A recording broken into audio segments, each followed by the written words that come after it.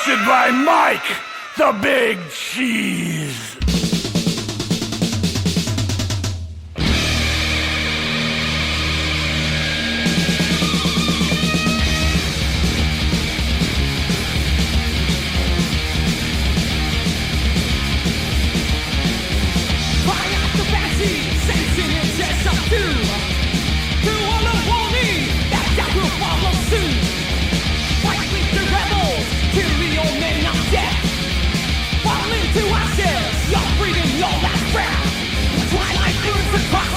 You better run and hide. The beast will roar from deep inside.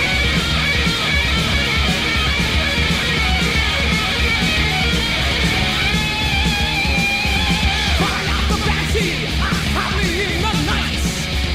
Pay heed to the master who beckons your life. Walk over the fire and encounter your last fate. Deadly fairy woman waits at hell's gates. Fly! Screams never tell, but dreams straight from hell.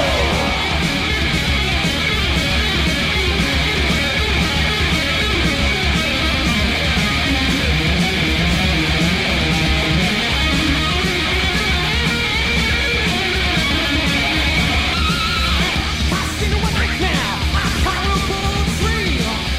You've seen the light in the end and you know not what it dreams. You know what danger lurks and stay the hell away. You'll never forget that night she took your life away. When the land of nowhere comes a cry of lady of the fire. When you kill her for she sings in fire.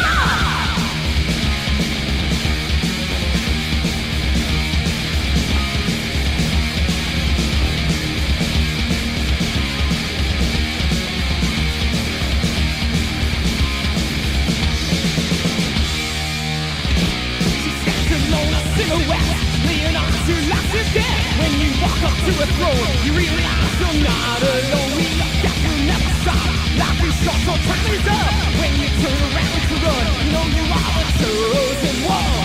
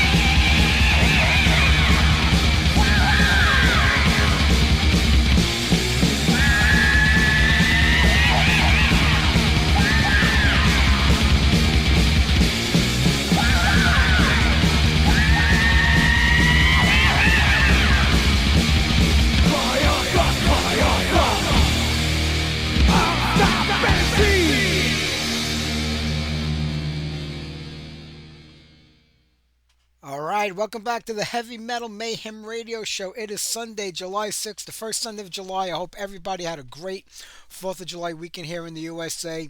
We had a lot going on with my family, so we were in and out of the hospital the whole weekend. But things are on the uptick right now. So we're back here live tonight. We're going to have a great show. Buddo from White Fear Chain and Last Crack is our first guest, followed by Sciortino of Helms. Stick around, it's going to be a great show. We'll talk about the whole Black Sabbath Ozzy thing later on. And there's a few other little things to get to in the news. Not much happened. That was the big news of the week, everybody. And the mother seemed like was there yesterday, except for me. And I was going to order the pay-per-view, but then I figured, why bother? All the videos will be up on YouTube about an hour after the show was done. And that was the case. I've been going through them over the last day or so. So we'll talk about that in the second half, but we got to get to the music right now. Maybe we'll do a little Ozzy tribute later on in the show. But right now, how about some Stormwitch, Priest of Evil?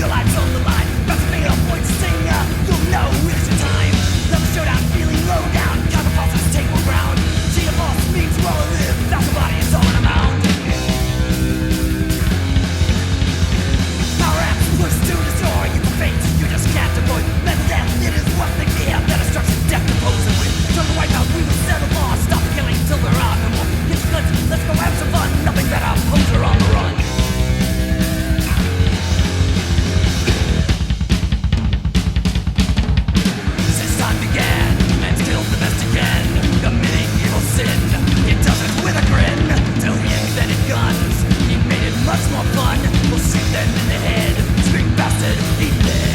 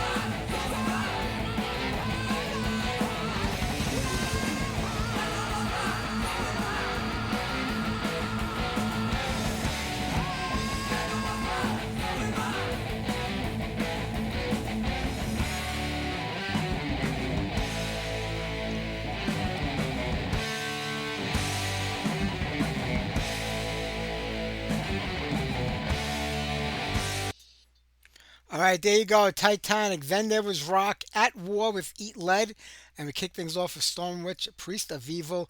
I've reached out to the drummer from Titanic. I can't even imagine how many times. This is the Titanic out of Connecticut.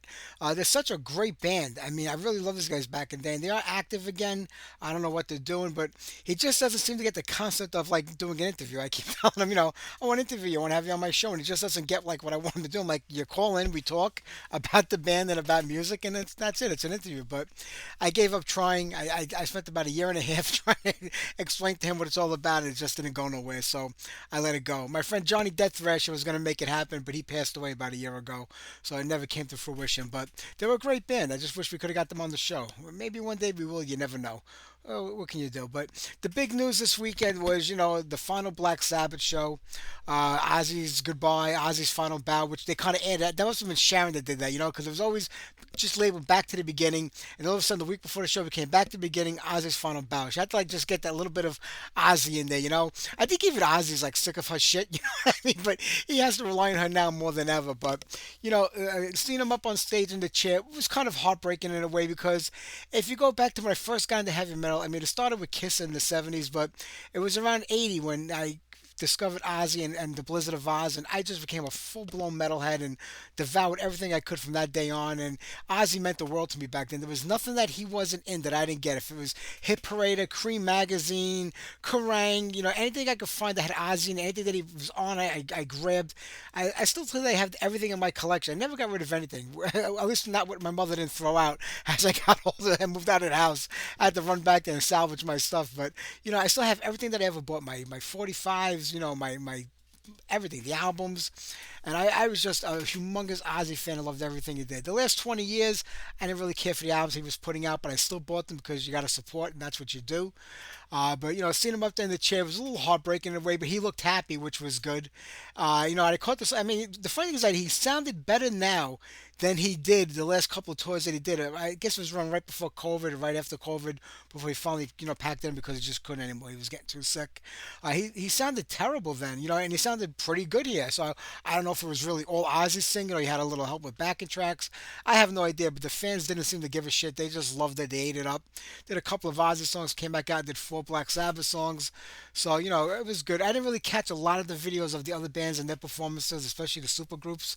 I caught bits and pieces of them. I'm going to go back and watch them all now. But it was good seeing him. And talking about Ozzy, I mean, I think it was 1981 and 1982. There was this band called Was Not Was. It was 2 brothers. I think Don and Dan Was. That was their stage names. I don't even know what their real names were. They were more producers who put out a record. And they was like, Ozzy's going to be in this record. And that was right after Blizzard and Diver Madman came out. And Ozzy was like, Randy had just died. And Ozzy's name was all over the place. So he was going to be on this record. So I remember going out and to my record store and finding it and buying it. It was actually a hard record to get, even though it was put out by, I think it was on a major label here, Columbia or Atlantic. And I remember putting on that song. It was called Shake Your Head. I remember putting it on, and it was like a disco song, and it was Ozzy and Madonna. This was before Madonna became famous. She was on there. Nobody knew who she was back then. But by the time the record came out, Madonna exploded, and she refused to let them use her vocals on the record. So they got Kim Basinger to come in, and Kim Basinger redid the vocals. And she was actually a pretty good singer, but I don't know what this... It was like a dance, funk, rock, pop song. I don't know what it was, but Ozzy sang on it. And I don't know if anybody's ever heard this song before, but I still have the record in my collection. So I'm going to just play a little bit of it. I can't play the whole thing because it's not meant for this show. But I just want people to hear. This was Ozzy with Was Not Was. It was called Shake Your Head. I think it was originally called Shake Your Head, Go to Bed. But they just labeled it Shake Your Head. So I'll play maybe a minute of it. Let me know what you think.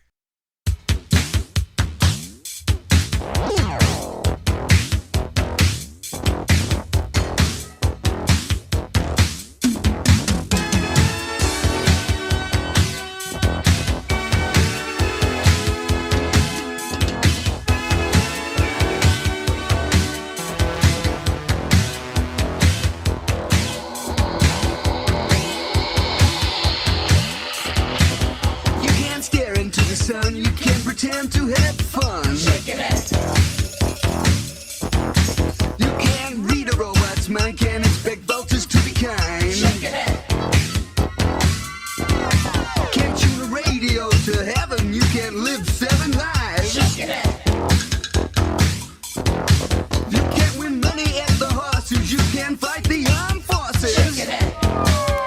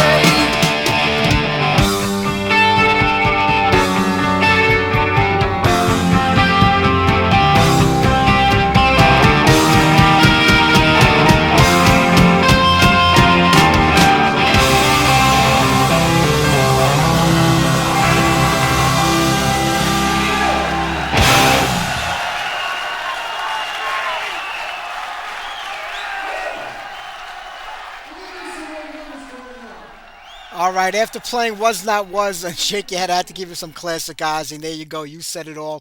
Ozzy has some of the best B-sides, in my opinion, out of anybody in the 80s that came out with records. And those were the days when artists would put out a new record, put the single out of whatever the big song was going to be off the record, and give you a different song on the B-side that wasn't going to be on the record.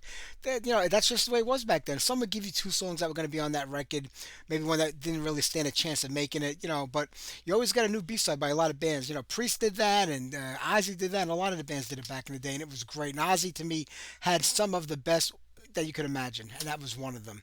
All right, we got to get Buddo on the line. Before I forget, my father's been in the hospital all week. He had surgery on the 4th of July, so I had to cancel a few pre-recorded interviews that we were going to do during press days and had to rearrange some of the weekend schedules. But next weekend, Matt Barlow from Ashes of Aries is on the show, Jimmy Waldo of Alcatraz, and I'm going to try to squeeze in the other ones before the end of the month because we're kicking off August with my boy Evo from Warfare. He called me up, and we could talk for hours, but I say, listen, we got to do it on Zoom now because Skype is gone, and I can't afford to pay $100 to talk to you for 45 more minutes on the phone, so we're going to have to wrap that up real quick. But let's get the Buddo right now. Let me dial him up. Hopefully I got in the right amount of numbers this time. I've been having trouble seeing the screen, but there you go. All right, I think we're good here. Please leave a message. Thank you. Buddo, this is Mike from Heavy Metal Mayhem. I'm calling for our interview tonight that Jeremy set up. If you can, maybe give me a call back at 347-450-6111. That's the new station number. Take care.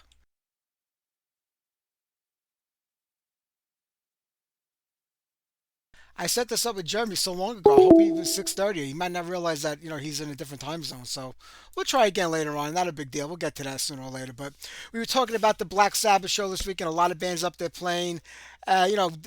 Sharon had to announce that there was one band that was kicked off the thing, and people think it was Iron Maiden, but it wasn't Iron Maiden because they're out on the road right now, and so were Priest, so they couldn't be a part of it. I think they both would have done it, but they're all saying that it's Rob Zombie. And it's funny because the last time I actually saw Ozzy live was when Rob Zombie was opening for Ozzy. It was like 17 years ago was the last time I saw Ozzy live. So he's kind of in tight with Ozzy. I don't think he would ask for money to try to profit off it, to be honest with you. But that's Sharon just trying to drum up more publicity and keep this thing going because she'll probably announce who the band was before the DVD or the Blu-ray comes out of this. That's she's a businesswoman. That's what it's all about. But the thing that kills me is, I was, like I said earlier before on the show, I love Ozzy. He was the guy that kind of got my juices flowing with metal back in 1980. Even though I was into it a lot earlier with bands like Kiss and BTO and some of the more lightweight rock bands that got me going, and Judas Priest back then. But after seeing him up on stage, I can't help but think that Ozzy had two or maybe three final tours or retirement tours. Black Sabbath had the end, and they had one tour. So between them, there's like 4 or 5 retirement tours where they weren't going to play anymore, and they still kept playing. And they swore that this was going to be Ozzy's last performance. I think we got Buddo calling up. Let's connect them. Well, this is Mike. How you doing? You're on the air live. Metal Mike, it's Buddo. How you doing, buddy? I wasn't sure. So long ago, Jeremy said something like, "I hope he remembers the time." Oh yeah, I'm here. I had my notifications silenced.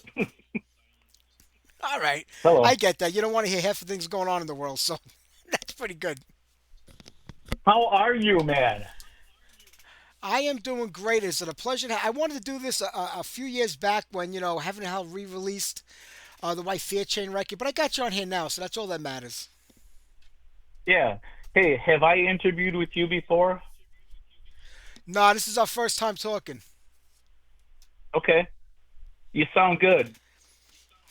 I'm glad. But listen, I'm happy to have you on here, man. Because I go back to the last crack days, and then I remember when White Fear Chain came out. I think so much more should have came out of that. Sometimes it's just like the wrong time and the wrong place for things, but people are getting to hear that again now for the first time after Heaven and Hell put it out. So how do you feel about this reissue of that album after all these years? Yeah, I gotta say, Jeremy did an incredible job by re-inspiring us to get the whole album remastered and new artwork. I mean, we had ideas for artwork, Yeah. but he said, "Hey, I got this. Don't just let my artists go wild." So we have a bit of an echo, but I'll take my time. Jeremy did a great job. I mean, really, to bring that album back to life. It's such a strange animal, you know? After being in Last It Track really and is. Realm. Yeah, Okay. it really is different. I always felt that White Fair Chain, to me, musically, was closer to Last Crack than it was to Realm. I mean, I always felt it was an extension of what you were doing with Last Crack, even though it was a completely different thing with different members. I felt that music, maybe because it's your voice, you have such a distinctive voice that it kind of brings you back to those early Last Crack records. But what were you trying to accomplish with this new record? Because now you're with different guys, you're recording. What were you trying to come up with? What were you trying to do at that time in the mid '90s? Yeah. So, I mean, I uh, I left Last Crack, and we were a certain sound and particular genre, more groovy metal, and not some progressive in there, but not a lot of progressive. And Realm was, I think, like genius progressive music metal. And Yeah, so actually, if you look back at it, it's such a strange configuration. Okay. Um, Taiki and Paul contacted me, and they asked me if I'd want to get together and write some stuff. And I just sat and listened for the longest time. And when they had Brian Reitinger on the drums, he's a monster.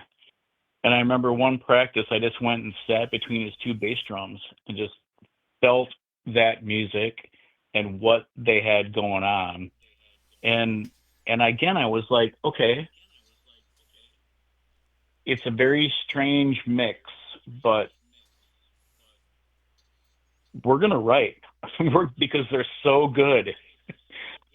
Everybody was so good at their instrument, and so we spent a year, probably like 6 to 9 months writing, and then a couple of months recording that album. We weren't getting any interest really from the labels. In fact, Roadrunner was kind of like, what the hell is this? It didn't make sense. It didn't make sense to Monty or Kathy, and but in my mind, I was like, this is quality. This is quality stuff, and it's done by great players, and I believe in my lyrics and the vision for the band White Fear Chain. Um, what happened was we kind of got stunted because we didn't get any reciprocal interest. And so Taiki yeah, was going to school at the time, and he's kind of like a little frustrated. And I think we all were a little frustrated because we threw this together and we're really good. And the songs are good. And I think, in time will prove that. But at the time, it was kind of like something superfluous in the scene that wasn't quite believed in by the people that had believed in us prior.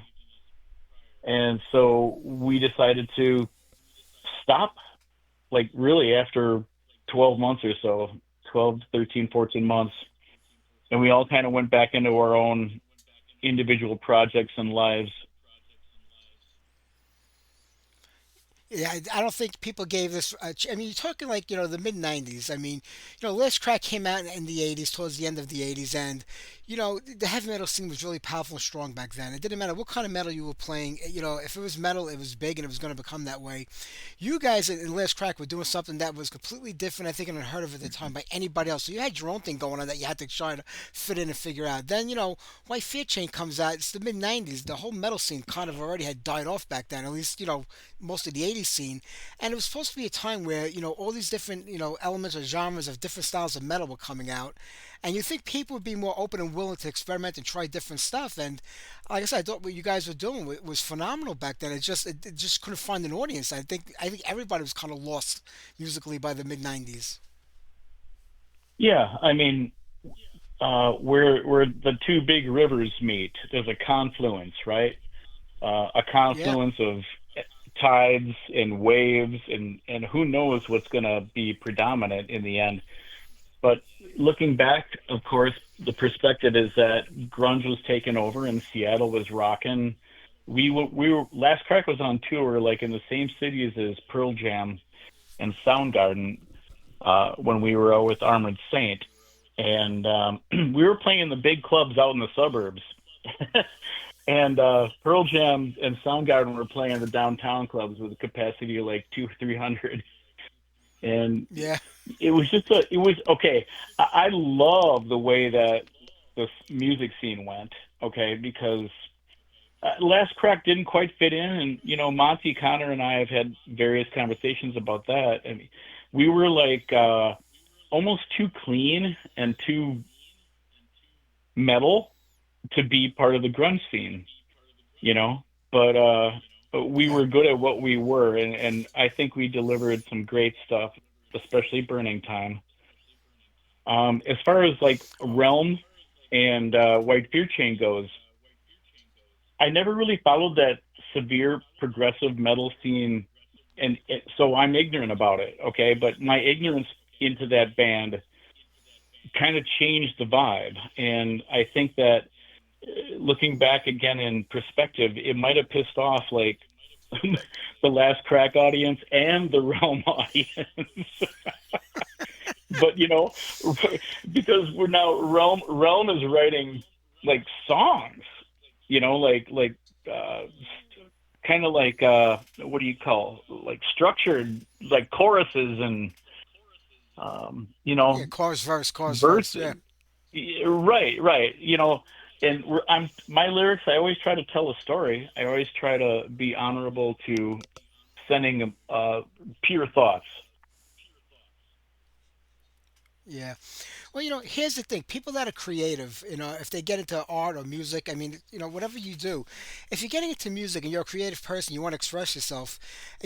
I mean, what do you do? Do you say, well, I want to express myself, but I have to make it a formula that's gonna fit into what's happening right now, so I can make it, or I'm gonna express myself the way I want to, and hopefully there's enough people out there that feel the way I do, and are into the same things that I'm into and want to experience what I'm experiencing, and they'll be into this music, whether it be the bigger audience or not, you don't know, but as a creative person, don't you want to write from your heart and what you feel and not for the masses? Or if you're going to be in a band and you want to get attention and you want to get to the label and you want to make it big, you have to kind of follow that formula. It's like a catch 22. Yeah, dude. I mean, personally for me, and I think the bands I've been in, it's always we're gonna write for us. We're gonna write for what is real, okay? And that's Last Crack or Mind Ox or Kudasai. And I'm playing drums in a band called Vanishing Kids. And the Vanishing Kids reminds me a lot of Last Crack in the way that they're like I call it heavy dream music. It's really heavy. It's got metal. People want to call it doom metal, but it's not doom. It's a heavy dream, and they don't fit in I love anywhere. I love that. You're like redefining genres as you go along and creating up your own stuff. I mean, that's the first that title is going to be everywhere now. People are going to start using that for every music that doesn't fit in with anything they want to do.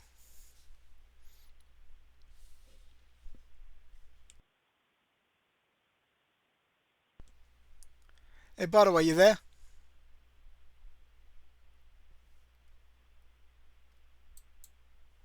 There we are.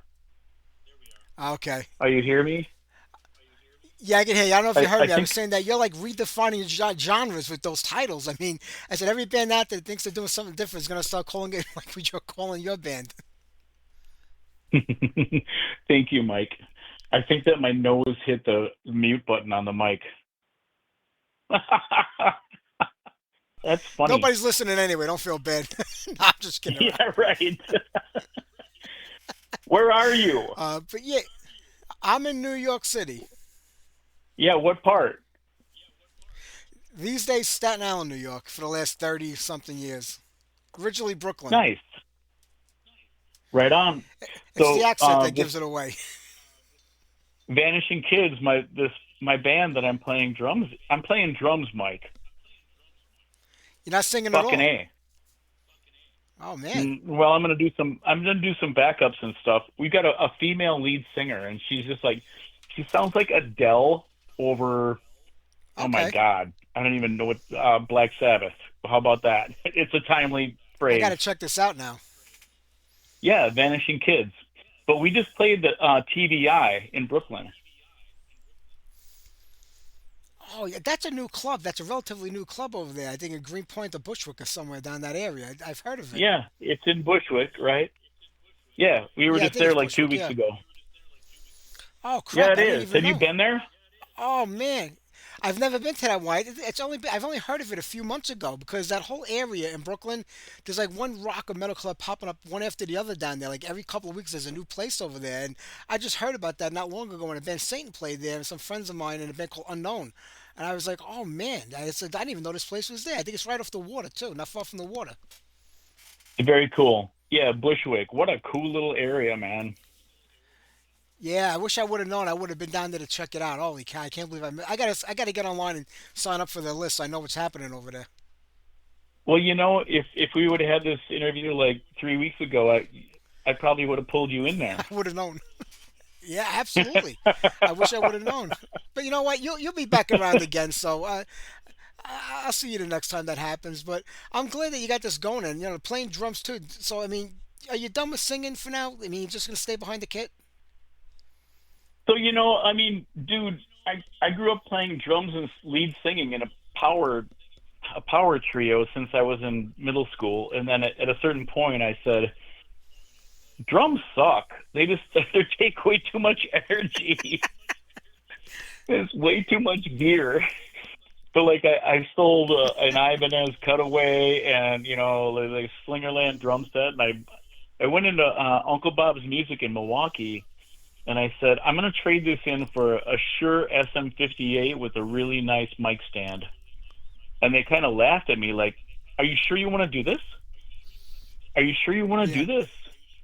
And I said, "Yes, yes, it's gonna happen, man." And that's how really I decided to be a lead vocalist, and then um, came to Last Crack. We talked about Last Crack when Sinister Funkhouse number 17 came out. I thought you guys redefined the whole genre, and what you were doing was so different than anything else happening at that time. And you have such a unique voice that it lent more to the music, I think, than anything else could have. And then, like I said, Burning Time comes out a year or so later, and then things just fall apart. Do you think that you packed it in too quick with the band, that you didn't give it a chance to grow, or did you kind of see the writing on the wall and think maybe it wasn't going to go anywhere after that record? This is one of my biggest regrets in life, Metal Mike.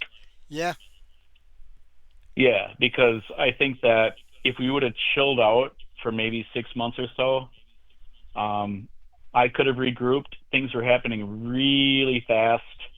Roadrunner was thinking that I was like a Danzig kind of front man. It just got a little crazy. I felt a lot of pressure, and there was like this riff that grew within the band, and I needed to sort shit out, but I didn't know that back then because I was 25.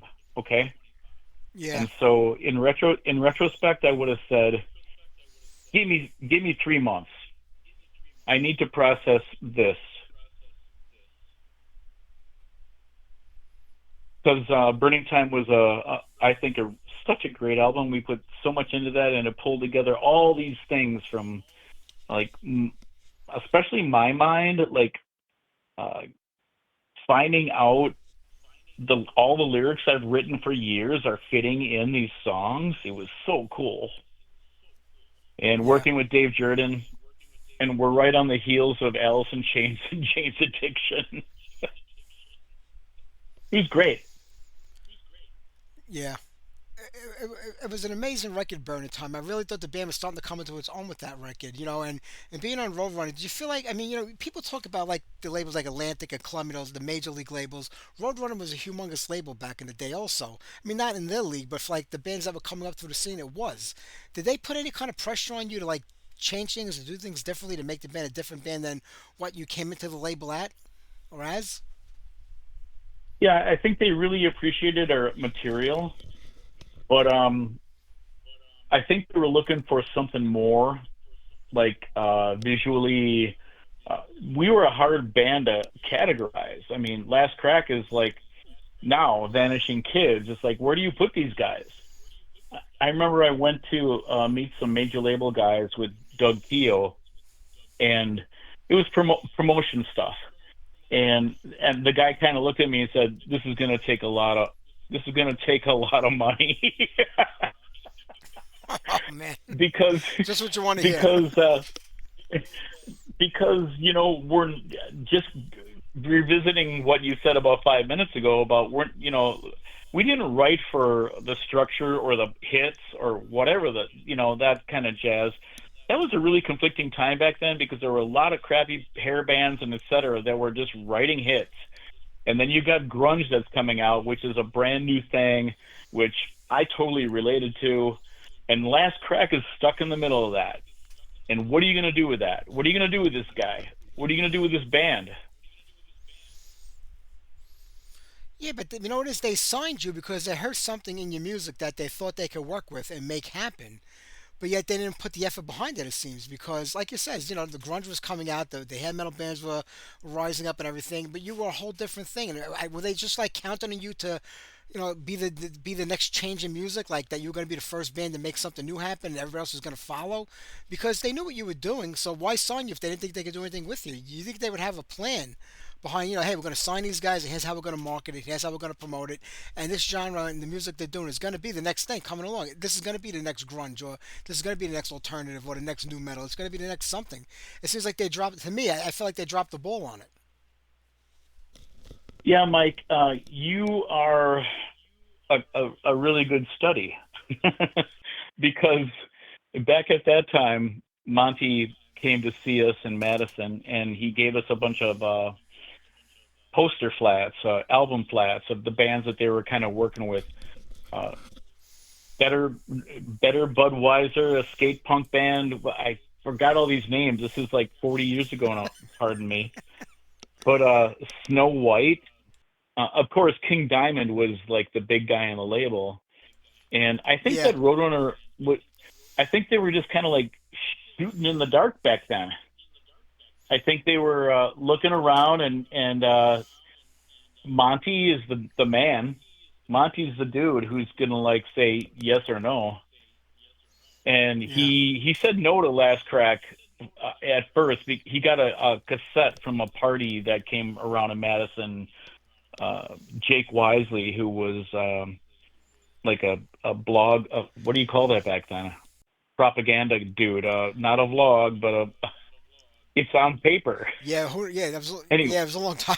I know what you're talking about. I don't even know. yeah. I know exactly. Anyway, We're so digital now. I forgot what we called it. right. So Monty kept track of Jake Wisely and respected him, and Jake moved on in the industry to be like this awesome publisher. But anyway, so Monty got a hold of Sinister Funkhouse 17, like the rough demo we did in Madison, and he said, "God, the first time I heard it, I hated it, and then I listened to it a couple more times, and I fucking love it, and I want to come and see you guys." And he brought us a contract downtown Madison, like I don't know, 2 months later.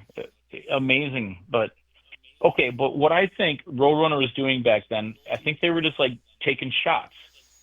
They were an independent label.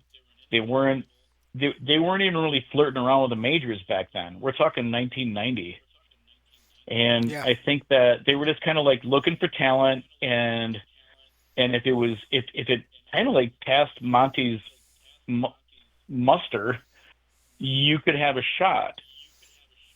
And so then they started signing a lot of bands.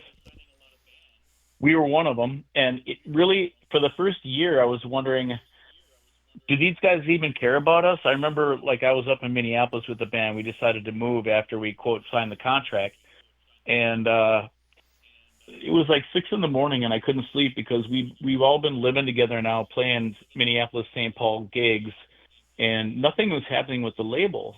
And like, come on, didn't we sign something here? What's going on? So I called Monty. It was like maybe 6 in the morning in Minneapolis. So, oh shit. Well, 7 in New York. And Yeah. I said, "Can I talk to Monty Connor?" And there was 1 minute, please. So Monty, hello. I'm like, Monty, it's Buddo from Last Crack. He goes, Buddo, what's going on, man? And I'm like, dude, you tell me what's going on. We've been sitting here for like 9 months, not really doing anything, and it's because we didn't have management and we didn't have priority. But I think he knew after that moment that, like, come on, man, let's do something here. I'm living this. I'm living this now. Let's do this. So then we got management, which was Gary Taylor and Peter Carroll from Annihilator. That was another band that was like signed around our time on Roadrunner. And then we got their management, and Gary Taylor made shit happen. Even though he might have been a little abrasive against the record label guys, uh, Gary Taylor's attitude is kind of like, "Hey, here's my idea. What's wrong with it? Nothing. I knew that, so let's just do this." Yeah. So Gary Taylor got us David Jordan and Eldorado Studios. He made a lot of really good stuff happen. I'm sure. But and that first record you recorded at Paisley Park, which was Prince's studio back in the day. Yeah, That must have been pretty wild. that was crazy. We took our the guy who did our demo for Sinister Funkhouse 17. That was Randy Green, and he lives. He had his own home studio, like tape and everything. And we booked out, I think, like 7 days between Christmas and New Year's. So that was the downtime at Paisley Park. And I think we got a really good deal. It was like, 5 grand a day or something for a total lockout, except for Prince, who would come and Yeah. go whenever. But yeah, that was a little weird because we took these guys who kind of like were used to working in home studios into this class A international studio. It was a little strange. We had trouble finding sounds, so that album sounds really raw. But we did it, and I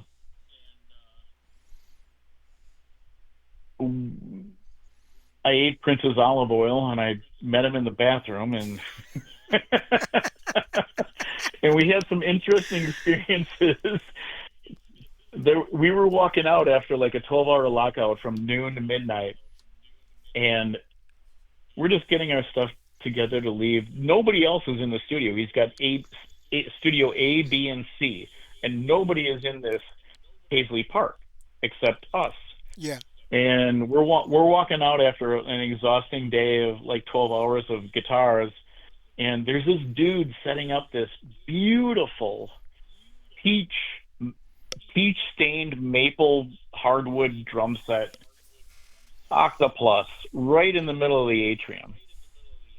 And Luter just kind of goes, "Hey, what's going on?" And he said, Prince Prince just like paged me an hour ago. He wants to do drum tracks tonight or this morning. So this dude's setting up and miking this double bass drum octoplus peach drum set in the middle of the atrium where the drums would just sound like, when the levee breaks. Yeah. And Yeah. Prince is going to come in sometime to record some drum tracks. It was so cool. That's a story unto itself, and I love the sound of Sinister Funkhouse. I love that raw sound that record had. Yeah, Burning Time was much more refined, but that shows the growth in the band over the years, and I wish that it could have kept going. I really do. I know they tried to get back together. Were you going to be a part of that reunion when they got back together in the early 2000s? I know you weren't with the band at that point in time, but were you offered to do it, or the other guys decided to do it without you? Well, I was teaching English in Japan at the time. So Wow.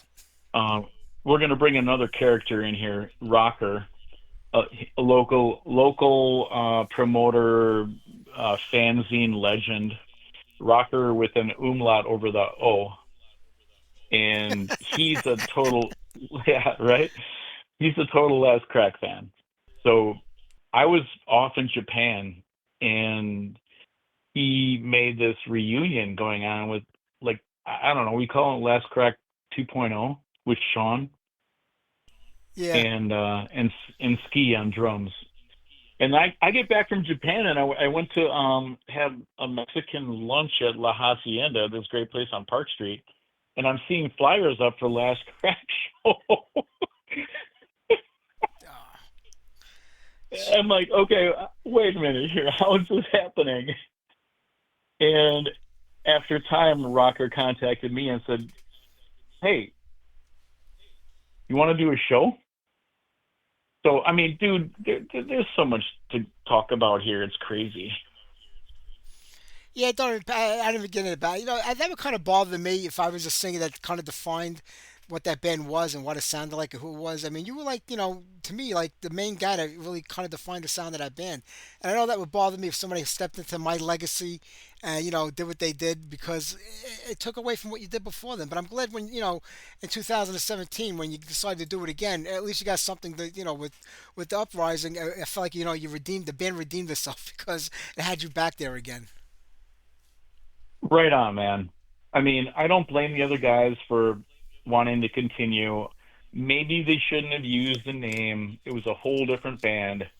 I mean, I feel disappointment. I think I've disappointed people in my life about Last Crack and expectations that maybe I didn't fulfill for them.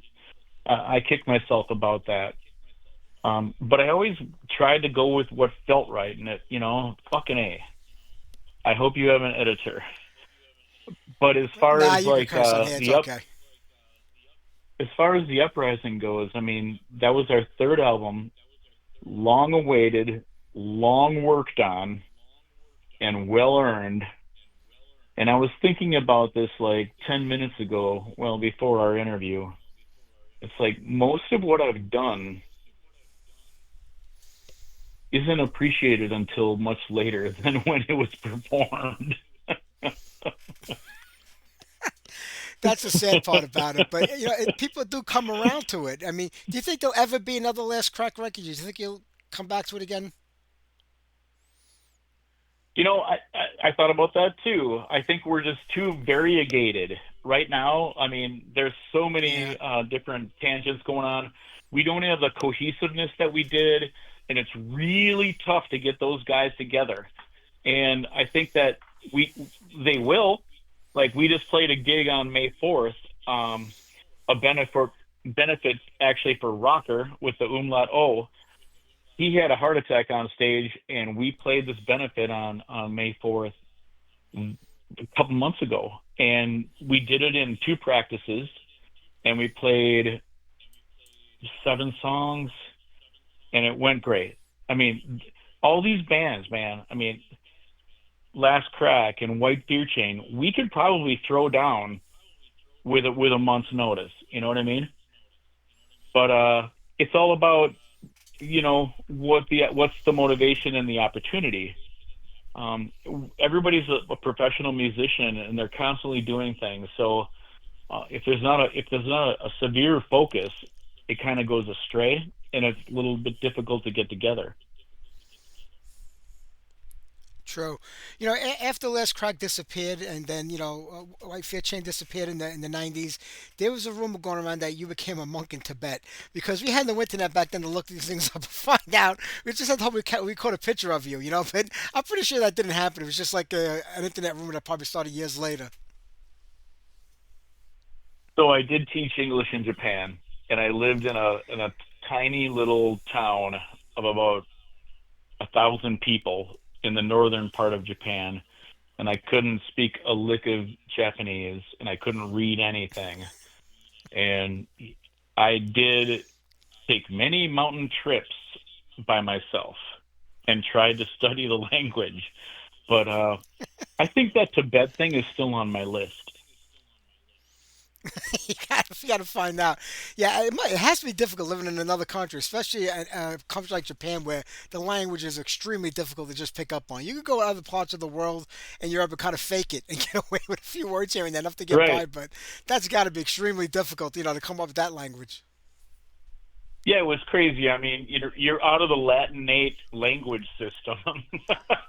Yeah, true. Yeah, yeah.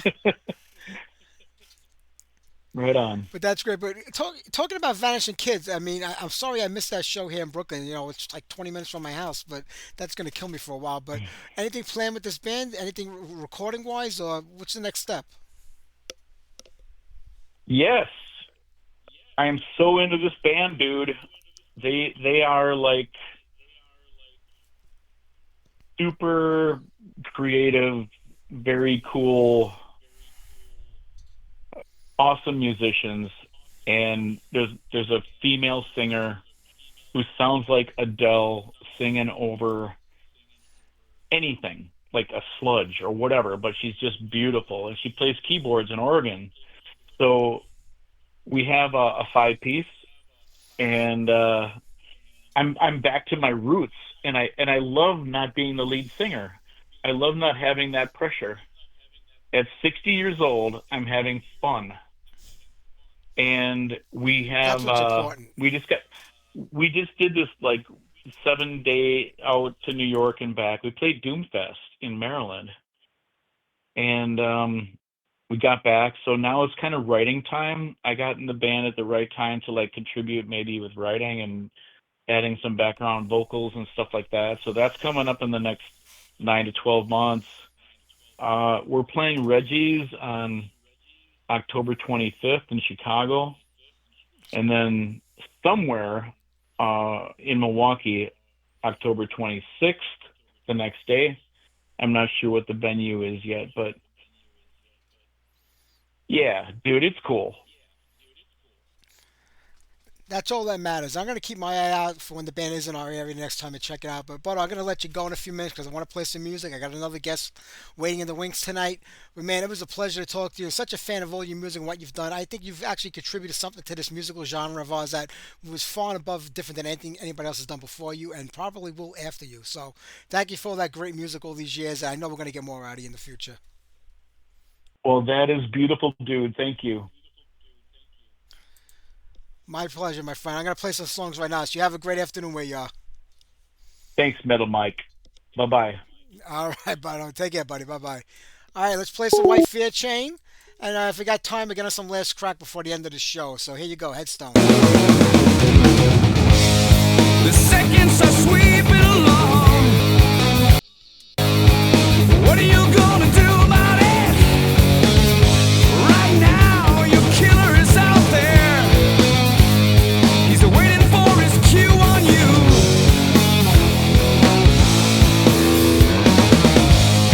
And you have limited time, you know. Your quiet moments all alone.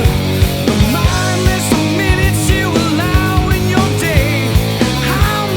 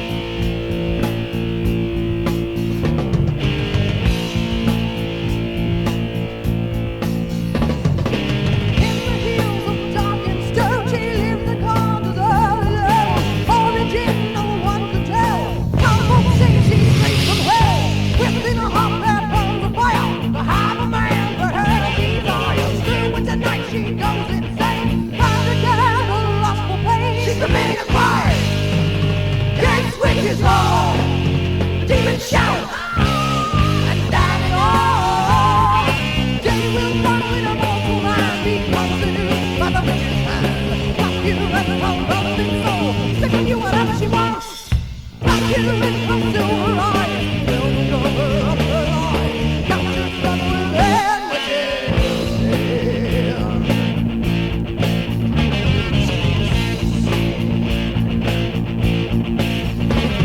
she flies to the crown on enchanted wings. Into his dreams she sings. If she got a chance, she controls his mind. Not to leave loved ones behind. She's committing a crime against witches law. The demons shout and stand in awe. Taking you trouble in a mortal man. Become seduced by the witch's hand. Fuck you in her velvet soul. Taking you whatever she wants. Fuck you in her silver eyes. Will cover up her life. Captured from within.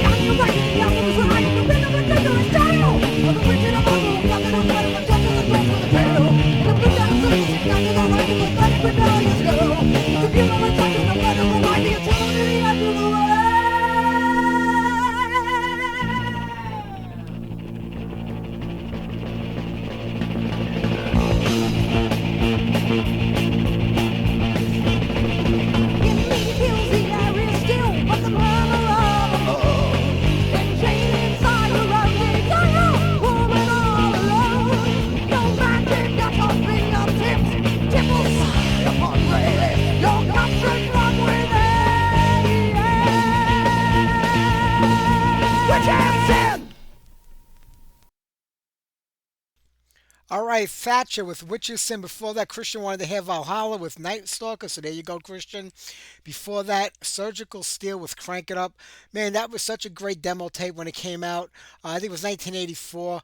I mean, Surgical Steel were around since the early 80s. They had multiple lineups. The lineups kept changing all the time, but I think this was the best one they had. It had Jeff Martin on vocals. Rob Halford from Judas Priest produced the record. Produced the demo, I should say. And big things were going to happen for the band, but it just didn't happen. You know, that's just the business. It doesn't. But they had the music, the looks, everything was going for this band. I don't know how it goes off, how it doesn't take off, or how it doesn't happen, but it just didn't. But over the years, there were a lot of people that came out of this band. Greg Chason, Rick Fox, too many people to name. But I got both of the demos. I just wish they would have did more because they were really good. And we spoke about this with Jeff Martin, who was on the show the last time. And he does have some unrecorded stuff, well, not unrecorded, but stuff that was unreleased, I should say. So maybe one day it'll see the light of day. All right, let's get to Alex Sciortino from Helms Deep. Let's play something off the brand new record. Let's do Cursed.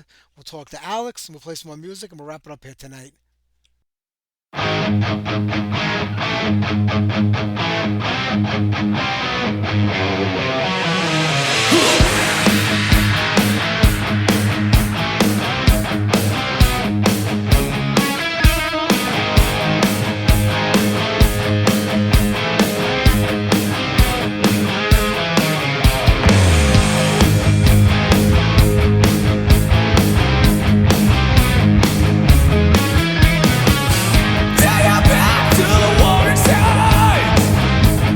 Walking through the night, throw yourself in the paradise.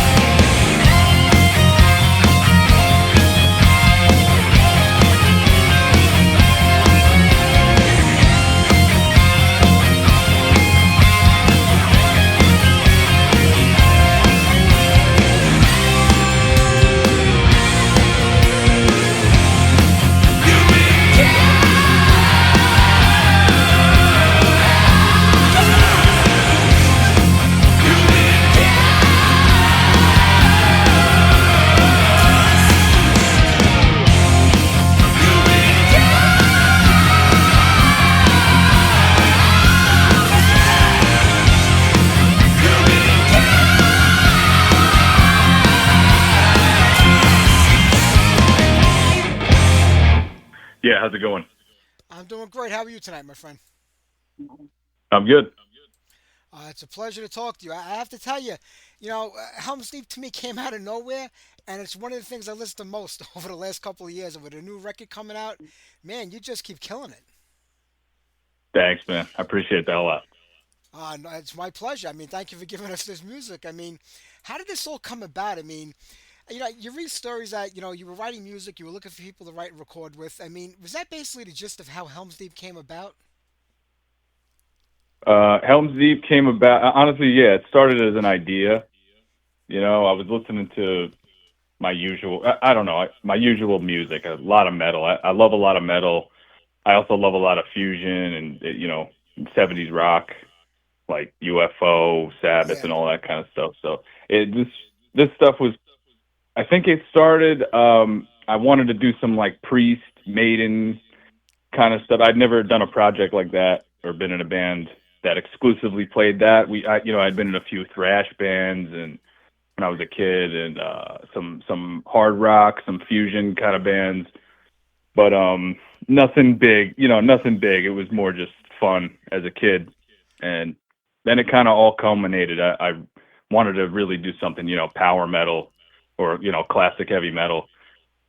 So I started writing riffs.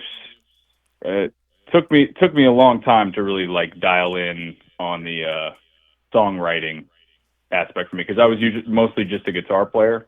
yeah, So I was never like the main songwriting guy until Helms Deep started, and the name didn't even come to me till later. But I had the project in mind, started writing riffs, and those riffs. Eventually, I dialed down into full songs. I got 11 of them, and then yeah, the rest kind of happened as it happened. yeah. Well, with Treacherous Ways, I mean, you think about it. You put 11 songs together. Now you're gonna look for guys to play with. John Gallagher, and the first record, Mike Heller from Raven. Also, I mean, how did that come about? Because John is so much just Raven. I mean, he does very rarely does anything on the outside. Here and there, he might play on a song or two, but Yeah, never a yeah. full album and a full band. So was it John you were after, or was it Mike you were after, and then one led to the other? Well, no, it was actually so I had at the time I had two of my friends who I was kind of sort of trying to do this with, but they weren't really very motivated. Both of them had other stuff going on in their lives, so they weren't as gung ho about it as I was. I saw the potential. Nobody's ever believes in you the way you believe in yourself, I guess. Yeah. So I they weren't on the same page as me. They had stuff going on. Then I had moved to Colorado during COVID, and I linked up with these two other guys from there. One of the guys is actually in this band Chamber Mage now. He My friend Ted. He was at the time he was playing with Thor's band. He was playing Okay. bass for them. So I met him randomly. Me and him got together a couple times. He had a friend who was a guitar player, and we only met up about once, I think, and sort of floated the ideas around. I showed them some of the demos. Then I was really looking for a drummer, a solid drummer who could really, really rock this stuff. So I went to see Raven in I think it was Fort Collins, Colorado. Um, After the show, it was like nobody showed up to the show. Or no, it wasn't in Fort Collins. It was in Denver. Yeah, for some reason, the guy who did promoting for the show, like he did a bad job, and there were like 5 people in the crowd, including me. Yeah. So it was a small venue. John and Mark hung out after the show, so I ended up hanging out with them, joking around with them for a bit. We exchanged numbers, I was telling them about this project, but I mean, I wasn't after John originally. I talked to Mark later. I said, did you guys hire that drummer? Because I'm thinking about hiring a drummer at this point. I just can't seem to find anybody good who wants to do it. So I'm like, and I really want to get this done. So, and they said, yeah, Mike is definitely for hire and to contact him. So I shot Mike a text. I told him that, I had these two other guys I was kind of talking to about it that were pretty interested. They were semi-interested. And Mike said, no, no, we should definitely just get John to play. And I was like, oh, I didn't even think that was an option, But Yeah, of course, yeah, I'm not going to say no. I mean, that would be amazing. John's awesome. yeah. So, yeah, that's pretty much how it went down. Yeah. That's fantastic. I mean, so now you got these guys together. You have these songs that you want to record. Do you say to yourselves, I'd like to try to make this a full time band, a full on band where we could go out, and keep recording and playing live shows, or this is really just going to be a studio project? Because with those two guys, it would kind of be hard to keep this going as a second band for both of them. Yeah, I mean, for as of right now, I mean, none of us are really thinking about touring at this particular moment.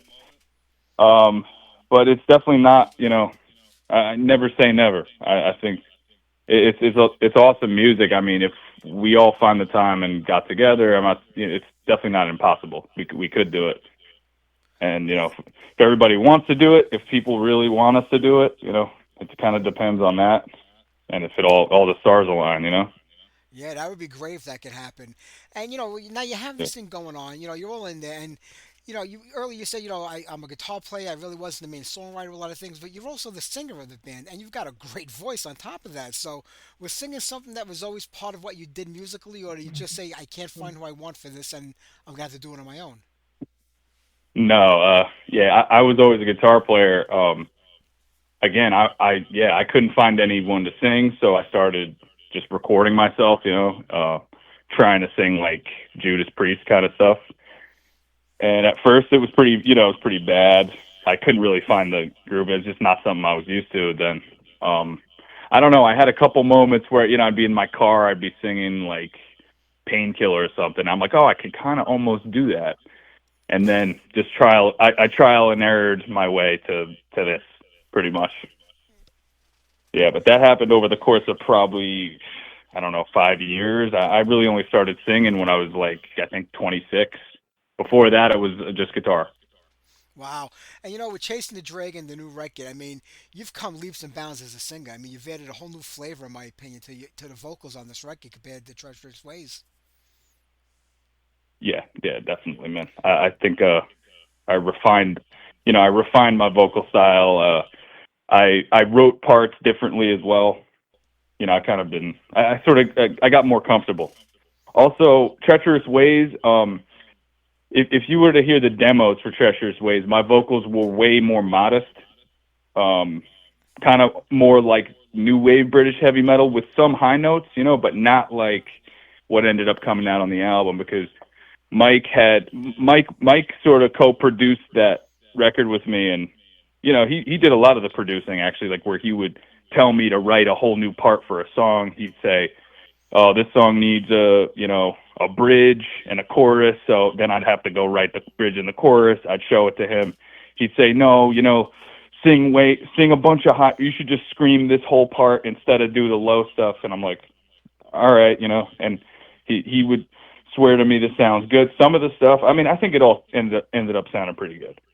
Some of the Absolutely. stuff, if it were up to me, I mean, some of the stuff I might have done differently though. So that was definitely a lot of Mike Heller's input, and his production skills. Yeah.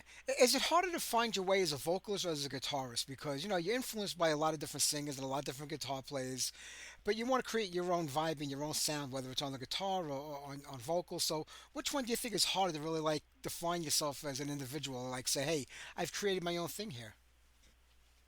That's a tough question. I think they're both equally difficult to be, unique and show your own personality. I think it's really just, showing your unique personality through both. Both are an instrument to me, so I don't think it's good to try to sound like somebody else. I think you should try to find something that makes you unique, regardless of what instrument you play. Very true.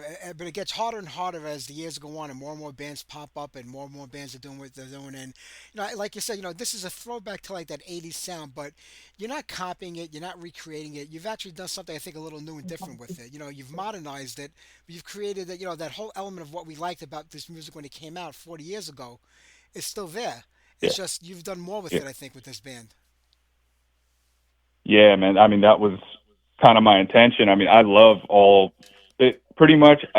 My favorite music is all 1990 and before. Like, I think 1990 was the last year, of of like where things started to kind of take a downturn for me. Obviously, there's some exceptions, and I mean, we're made after 1990, so I can't like say that completely. But most of the music I listen to is 1990 and before, or 89 and before, through like 1970 or even some 60s music. So um, I really with this I've never heard I haven't heard a lot of bands from the 80s that really correctly mix the prog stuff and the fusion stuff with classic metal, like Maiden style heavy metal. Like, so that's really what ended up, you know creating that spark for I really want to try and do this, and I don't think many people have tried to do this or done it in the way I'm envisioning, at least. Oh, I don't think so. I mean, with Chasing the Dragon, that fusion and that prog element is much more relevant than in the first record, and there's only like maybe Yeah. a 2 year or less gap in between them. So, were all these songs for Chasing the Dragon written like way after Treacherous Ways, or were they sort of like songs that were left over from that session that you brought new life to? Okay, so yeah, Treacherous Ways. I actually wanted more of a prog element in there, but Mike Heller he's not really a prog drummer at all, and I was telling him, dude, use a gong, use some do some crazy more high toms like Neil Peart, and he was like, no, I'm not that kind of drummer. So I was like, all right, I'm not going to tell you what to do. Do what you want. If you're not comfortable doing it, don't do it. Um, but for this record, I was like, you know what? I think I really want to go in that direction with, because Hal uses all that stuff. He's a huge Rush fan, Yeah, so he throws a lot of the percussion, the bell tree and xylophone. He uses a lot of interesting stuff, percussively. And then, I figured since he's going to do that, I'm like, you know what? I'm going to match that and use some weird folk instruments like, you know, pipa and soprano guitar, anything weird I can think of, and I'm going to try to use it in metal. That's pretty much. But as far as the songwriting, I wrote all these pretty much right as I finished tracking Treacherous Ways. I pumped all these songs out. So I pumped out like 11 more just off the inspiration from the first album. Does it get frustrating when you're playing with musicians, no matter how good they are, no matter how well known they are, that they can't kind of like pivot on a dime to what you're looking to do or what you want to do? Like I said, you had to leave out that a lot of that prog and that fusion influence on the first record because Mike just couldn't play that kind of music. So is it frustrating as a songwriter that you couldn't really get the vision that you wanted to come out the first time around? Yeah, that's definitely frustrating. But Yeah, that's the way of the world. You're always dealing with different people, and that's part of the game. So you're always not everybody is gonna agree. You know, yeah, and sometimes you have to make compromises. I don't like to compromise on my music personally. This is why this time around I was like I kind of really made sure everybody was capable of doing or wanted to do what I wanted to do. yeah, and it shows on this record. Plus, you brought in Ray on guitar, so two guitars on this record compared to the first one. I mean, how did the recording process go for this? I heard that you kind of did it channel by channel. The recording process, yeah, Yeah. we did it similarly to the first one. Pretty much we all live in different states. Well, Ray and Hal live in New York, actually near each other. Um, so they were able to actually meet up in person, and like Ray went with Hal to record the drums um, at a place up in White Plains. I did all my tracking here in Florida because I have a little studio here on the side of my house um, with all my gear. So I tracked it. It really only takes a DI box, and I can just track into my computer pretty easily. Send it to Ray, and he'll reamp everything. I actually sent my stuff to Lussa to reamp. Ray he plays guitar and he mixed everything, so he handled everything in his studio. He's got a nice studio where he lives, so Yeah. yeah. And then John did it all from his place too. So It's a difficult recording that way because it's more and more common today where band members don't live near each other, and they do it that way. They swap files, they go back and forth, they put it all together, they make it come together in one place. Where even though you have a lot of bands that are still doing that today, these were bands that were together for many years where they lived in the same area, played together, rehearsed together, and got everything going that way.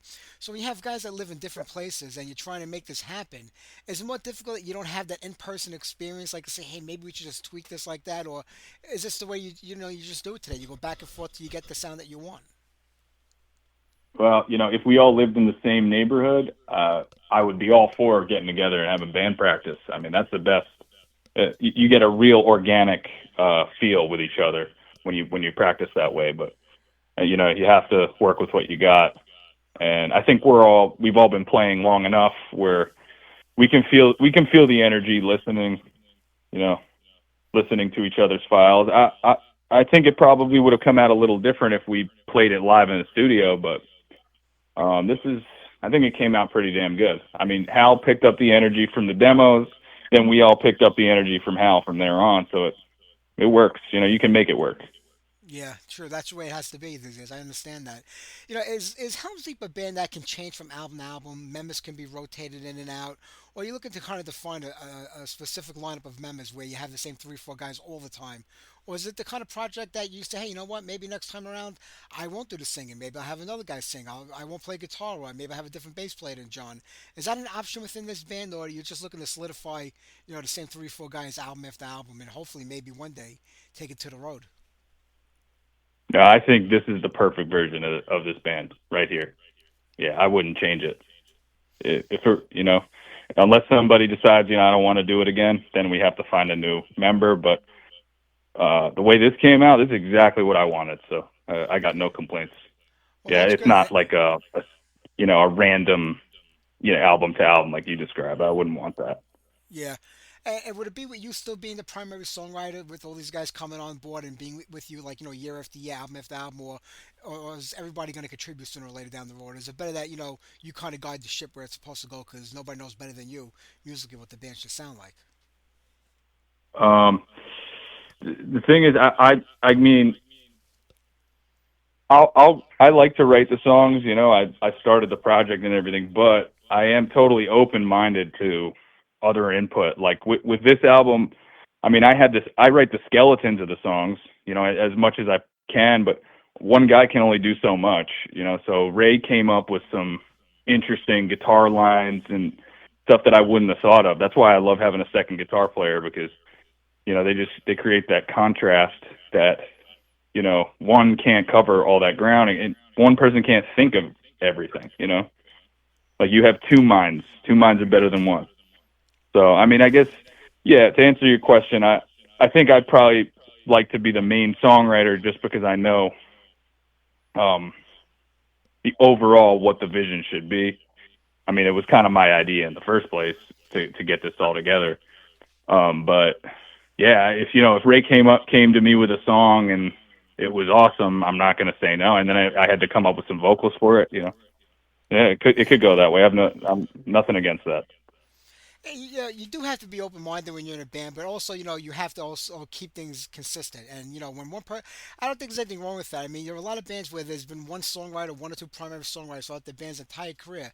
And the other guys that have been in the band for 30 or 40, sometimes 50 years, just go for the ride because they know that those guys are going to keep the ship straight and keep it the way it's supposed to be. And they have faith in those people writing songs. So it is a give and take on both ends and with all the band members. They have to say to themselves, Alex knows what he's doing. This is where he's gotten us so far, and let's just keep going with it. I mean, you got John Gallen in the band. Man has been writing music for 50 or 60 years. And John's a good friend of ours here at the show. He's been on here plenty of times. And when you're working with John and dealing with John, do you ever tell him, listen, I'm not really crazy about what you're doing with the bass over there. Can you change it up a little bit? Or you just say, you got it, boss. It's perfect.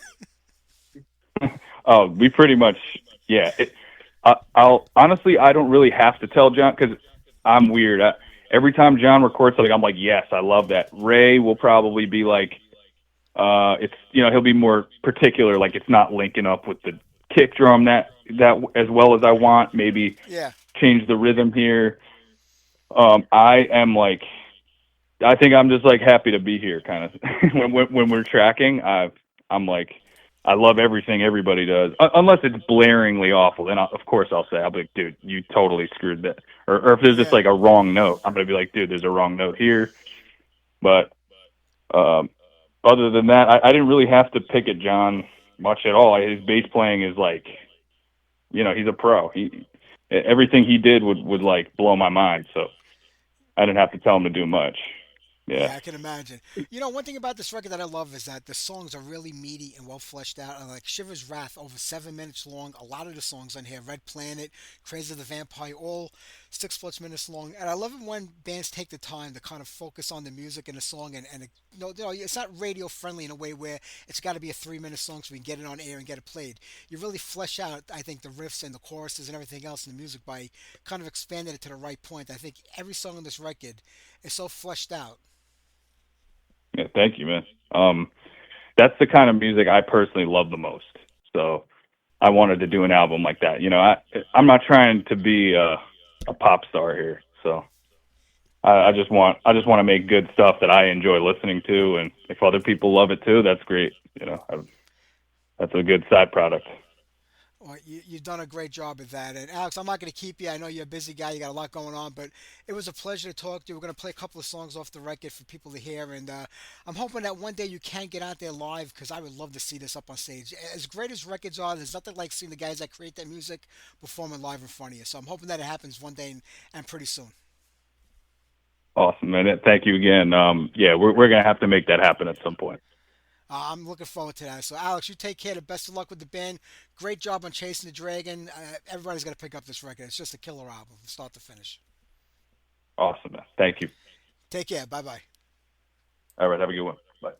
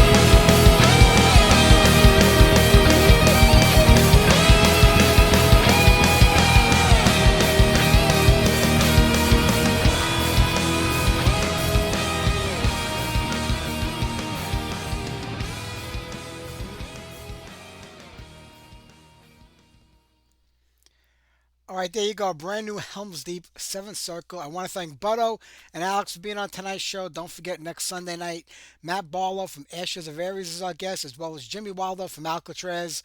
The 2 weeks after that, everything is up in the air with the guests. I've had to cancel a couple of press days, and I might have to reschedule some of the live shows because my father being ill right now. But we'll make it work. We'll make it happen. We'll get them all on at one point or another. But don't forget to tune in next week. And we had a great show tonight. But we're going to end it on a sad note.